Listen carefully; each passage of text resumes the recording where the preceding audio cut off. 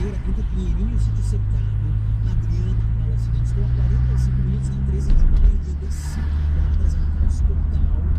Carlos fala que a Avenida Tamandaré está completamente parada. O Samir fala que está a 40 minutos parado na Galdino.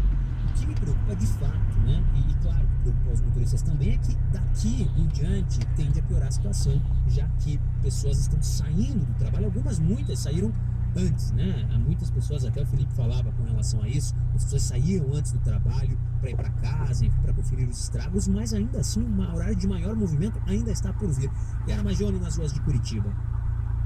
Manoel, eu estou aqui no estacionamento que fica na formação Gêmeo, uma árvore enorme, muito grande, caiu dentro do estacionamento. Um carro único ficou completamente destruído. Eu vou conversar com o proprietário de onde vem. E também teve alguns arranhões aqui na lateral. Ele, inclusive, já foi até a oficina mecânica para providenciar todo o veículo, né?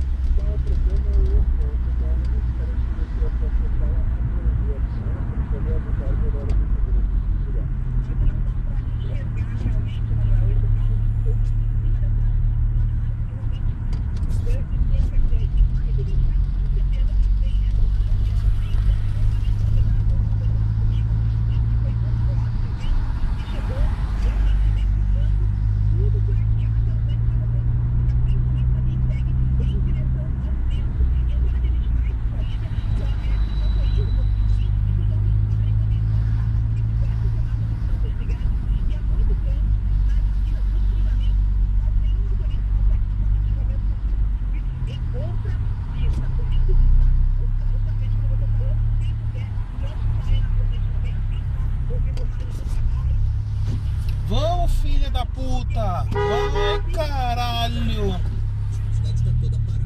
A gente, aqui na Band News FM, o Valdemir fala desse termo, né? A cidade está toda parada, mas dessa vez, de fato, esse termo ele ganha coisa que de fato está.